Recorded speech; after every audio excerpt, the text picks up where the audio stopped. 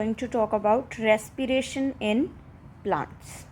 Okay तो basically बच्चा जो प्लांट है ना वो रेस्पिरेशन करता है with the help of a young roots. ठीक है, इवन इसमें लीव्स हेल्प करते हैं. लीव्स एक्चुअली खुद हेल्प नहीं करते हैं, उनके पास एक स्पेशल स्ट्रक्चर होती है डेट इज स्टोमेटा, जो कि एक्सचेंज ऑफ गैसेस में, ठीक है, प्लांट्स को हेल्प करते हैं. ठीक है, and third one is stem. ठीक है, स्टेम भी इसमें कुछ परसेंटेज हिस्सा डालते हैं with the help of a special structure that is lenticels.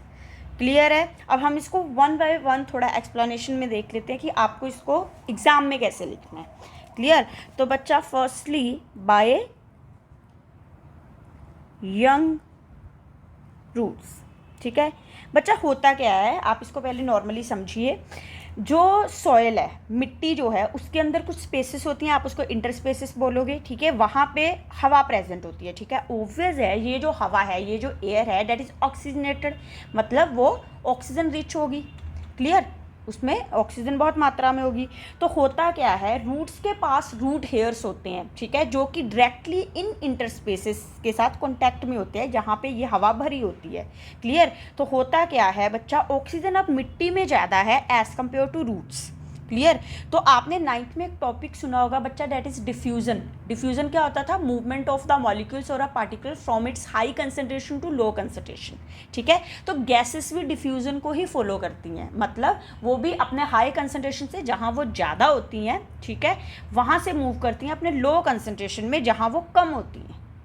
Clear है. तो बेसिकली होगा क्या कि जो ऑक्सीजन है, जो कि इस वक्त मिट्टी में जो हवा है उसमें ज़्यादा है, वो रूट हेयर्स के थ्रू, क्लियर है, रूट्स में मूव कर जाएगी. क्लियर है. और धीरे धीरे रूट की जो अंदर के जितने इंटरनल सेल्स है वहाँ सब तक पहुँच जाएगी. क्लियर. ऑब्वियस है, अंदर जब रेस्पिरेशन प्रोसेस हो जाएगा, रिएक्शन हो जाएगी, तो अंदर CO2 ज़्यादा बढ़ जाएगी. राइट. तो होता क्या है, अब अंदर CO2 बढ़ गई. अब CO2 भी तो एक गैस है. ठीक है, अब सॉइल में वो कम है, तो अब CO2 high to low move करेगी, मतलब वो ऑपोजिट डायरेक्शन में मूव करेगी. Now CO2 diffuse from root to soil. Clear है. ठीक है, तो this is kind of exchange of gases, कि मिट्टी से रूट्स में जा रही है ऑक्सीजन, और रूट से मिट्टी में, ठीक है, सॉइल में CO2 आ रही है.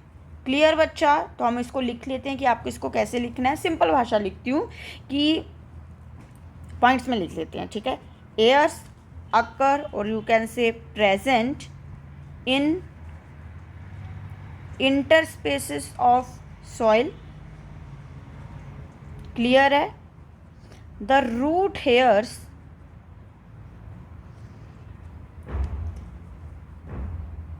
are in contact with them, so oxygen of the soil air diffuse from soil to root. ठीक है, to roots through root hairs by diffusion. अब ये चीज़ हम पहले लिख चुके हैं. ठीक है, तो ये आई थिंक लिखने की जरूरत नहीं है, सीधा ही लिख लीजिए. क्लियर है. So oxygen of the soil air diffuse from soil to root through root hairs. Clear है. And then reach all the internal cells of root. अब ऑपोजिट में क्या होगा बच्चा, जो CO2 है डेट इज कार्बन डाइऑक्साइड, अब जो अंदर बन चुकी है, जब रेस्पिरेशन रिएक्शन हो जाएगी, जो कि आप पहले से जानते हैं कि उसमें CO2 एज अ वेस्टेज बनेगा. ठीक है, तो CO2 produce by root cells now move into opposite direction, that is आप लिख सकते हो from roots to soil. तो आप देख सकते हैं this is a kind of the exchange of gases, right. तो एक तो प्लांट्स ऐसे रेस्पिरेशन करना पसंद करते हैं, ठीक है, जहाँ मैं ऐसे कह लूँ कि प्लांट्स के केस में जो रूट्स हैं वो ऐसे रिस्पायर करती हैं। सेकंड आप कह सकते हो बाय लीव्स। अब बच्चा लीव्स के पास मैंने जैसे शुरुआत में बोला कि खास एक स्पेशल स्ट्रक्चर है, डेट इज व्हाट, स्टोमेटा। अब स्टोमेटा क्या है बच्चा, स्टोमेटा एक्चुअली नंबर ऑफ आप कह सकते हो पोर्स प्रेजेंट होते हैं लीव्स के बिल्कुल आउटर वाली लाइन पे, जहाँ आउटर वाली लेयर पे, डेट इज एपिडर्मिस। क्लियर बच्चा, देखने में ये एक्चुअली दिखते कैसे हैं, बीन शेप के। नॉर्मली जो इनकी शेप होती है डेट इज बीन शेप, जहाँ आप कह लो किडनी शेप। क्लियर, और वैसे तो ये वाली चीज़ क्या है, this is stomatal pore. Clear, और ये जो है these are guard cells. Clear है, ऐसे दिखते हैं ये पोर्स। अब बच्चा इनके थ्रू बेसिकली हो क्या रहा है, जब जब ये स्टोमेटा ओपन होंगे, ठीक है, ऑब्वियस है इन्वायरमेंट में जो गैसेस की मात्रा ज़्यादा होगी, ठीक है, वो क्या करेंगी, मूव करेंगी फ्रॉम इन्वायरमेंट टू आप कह सकते हो द प्लांट, ठीक है, और जो प्लांट के अंदर गैस ज़्यादा होगी वो मूव करेगी from plant to environment. Clear, तो मतलब बेसिकली मैं ये बोलना चाहती हूँ कि जब जब स्टोमेटा ओपन होंगे the gases diffuses into and out of the leaf as per their concentration. Clear, कि जो गैस बाहर ज़्यादा है, ठीक है, इन्वायरमेंट में ज़्यादा है, वो अंदर को मूव करेगी प्लांट के, और जो प्लांट के पास ज़्यादा है वो बाहर को मूव करेगी प्लांट के।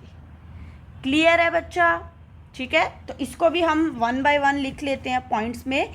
तो सिंपली लिख देती हूँ, the epidermis, epidermis is what बच्चा, आउटर लेयर, ठीक है, outer layer of leaves have small pores, that is what, that is stomata. Clear है, whenever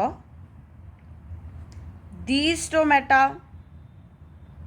get open,